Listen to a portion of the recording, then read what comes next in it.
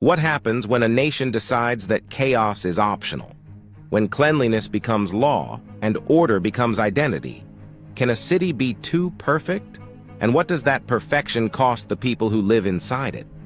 24 hours, one island, a country smaller than New York City that somehow feels larger than life. This is Singapore, a place where the future arrived early, where rules are religion, and where beauty is engineered down to the last reflection in a skyscraper window. But beneath the spotless streets and synchronized systems, there's a question no guidebook will answer. What does it feel like to live in a place where everything works? You step off the plane at Changi Airport, and the first thing you notice isn't what's there. It's what's missing. No litter, no shouting, no chaos pressing against your senses. The floors gleam like glass. The signs glow soft and certain. Even the humidity feels organized. There's a waterfall inside the terminal, 40 meters tall, surrounded by a forest that shouldn't exist indoors but does. It's called the Rain Vortex, the world's tallest indoor waterfall, a piece of nature tamed and placed exactly where it belongs. You begin to realize this isn't just an airport, it's a statement. A traveler from Manila arrives with her backpack and a list of things she's been warned about. Don't chew gum. Don't jaywalk. Don't forget to flush. She laughs it off at first. Rules are just suggestions, right? But then she steps outside and sees it. A city that looks like it was rendered in 3D. No cracks in the pavement, no stray dogs, no graffiti scarring the walls. She crosses the street at a red light. Alone, no cars in sight, and feels a strange weight. Not fear, not guilt exactly. Just the sense that someone, somewhere, is watching. Because in Singapore, they probably are. Singapore has over 90,000 surveillance cameras. That's one for every 62 people. The government doesn't hide this. It's policy. It's pride. In 2012, they became the first country to publicly use facial recognition technology across the island. The result? One of the lowest crime rates on Earth. But walk through Marina Bay Sands at sunrise, and you're not thinking about cameras. You're thinking about the light, the way it catches the three towers, each one leaning into the other like old friends. The infinity pool on the 57th floor, stretching toward the horizon as if gravity forgot to apply. If you've ever felt small in a beautiful place, you feel it here, not crushed, just reminded. Then you enter gardens by the bay. Super trees rise 18 stories into the air, vertical gardens wrapped in steel and ferns, glowing purple and blue as dusk settles. They're not decorations, they're infrastructure.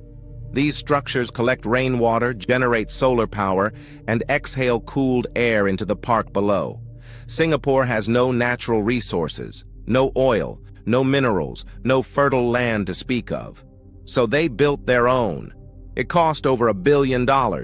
It opened in 2012, and it changed what a city could look like. You walk beneath the canopy, and something shifts. This isn't just urban planning. It's a vision of survival made visible. There's a man who moved here from Bangalore 15 years ago. He came for work, software, clean contracts, air-conditioned offices. He stayed because everything functioned. But he tells you something over coffee at a hawker center in Tiong Bahru. I love it here, he says, but sometimes I miss the mess. Back home, life was unpredictable, loud, frustrating in a way that felt human. Here, the trains run on time, the laws are clear. You know exactly what will happen if you break them. And that certainty, he admits, can feel like a cage. Not a cruel one. Just a very clean, very comfortable cage. Hawker centers are Singapore's greatest democratic act. Rows of stalls under a single roof. Chicken rice for $3, laksa for $4, char kway teow that tastes like childhood even if you've never had it before. There are over 100 hawker centers across the island, serving millions of meals a year. In 2020, UNESCO added them to the representative list of the intangible cultural heritage of humanity. Because this isn't just food, it's memory. It's identity in a bowl. You sit on a plastic stool under flickering fluorescent light, and the world slows down. The chili stings. The broth hums. The couple next to you argues in Mandarin, then Malay, then English, all in the same sentence. This is Singlish, a language born from necessity, stitched together from 4 official tongues and a refusal to choose just one. It's chaotic, unpolished, beautifully, defiantly imperfect. And it's one of the only things in Singapore the government hasn't managed to regulate. They call it the fine city, not because it's pleasant, though it is, but because if you break the rules, you'll pay. $400 for littering, $1,000 for feeding pigeons, up to $500 for not flushing a public toilet. In 1992, the government banned chewing gum entirely after vandals used it to disrupt subway doors. You can't buy it here. You can't import it. If you're caught smuggling it for sale, you face a year in prison. It sounds extreme until you see the subway. Spotless, silent, efficient. No sticky seats, no wrappers on the floor, just a machine that works exactly as designed. But here's the thing about perfection. It requires enforcement. And enforcement requires a choice. There's a gallery in Gilman Barracks, a former military base turned art district. Inside, a young artist is installing her latest work. A sculpture made from discarded regulations. Literal pages from old government notices, twisted and layered into something haunting. She tells you she loves Singapore. She loves the safety, the opportunity, the fact that she can walk home at 2 a.m. without looking over her shoulder. But she also knows her work exists in a narrow space. There are lines you don't cross here, topics you don't explore too openly. Not out of fear, exactly. Out of understanding. Because Singapore survived by being pragmatic, by choosing stability over expression when the two seemed to conflict. And for 50 years, it worked. But she wonders, quietly, carefully, what happens when a generation grows up never having to fight for anything? When comfort becomes the default and rebellion feels like bad manners. Singapore ranks first in the world for infrastructure, second for quality of life, third for economic competitiveness. It's the only country in modern history to go from third world to first world in a single generation.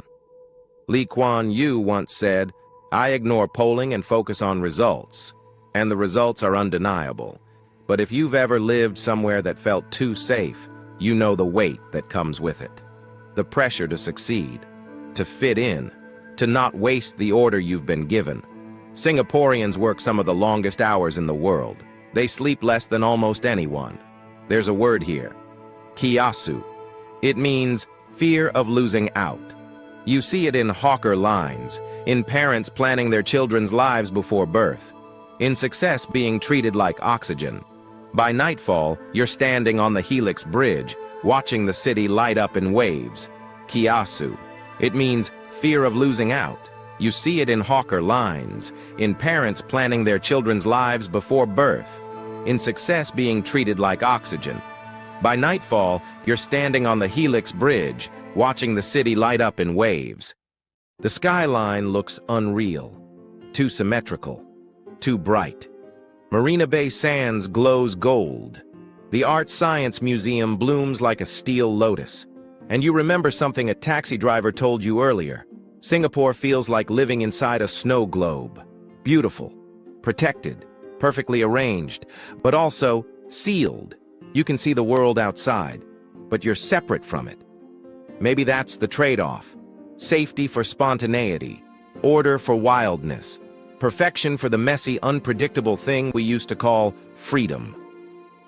The sun rises over the Singapore River. Joggers appear on the esplanade. Hawker stalls ignite their grills. The MRT fills with commuters who will arrive exactly on time, and you realize something. Singapore isn't trying to be like anywhere else. It's not apologizing for its rules, or its cameras, or its fines. It's asking a different question.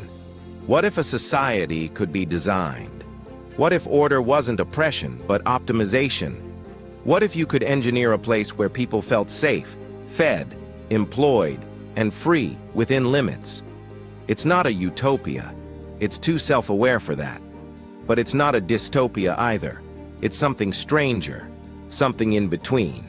A city that works so well you almost forget to ask what it costs to build. So here's the question.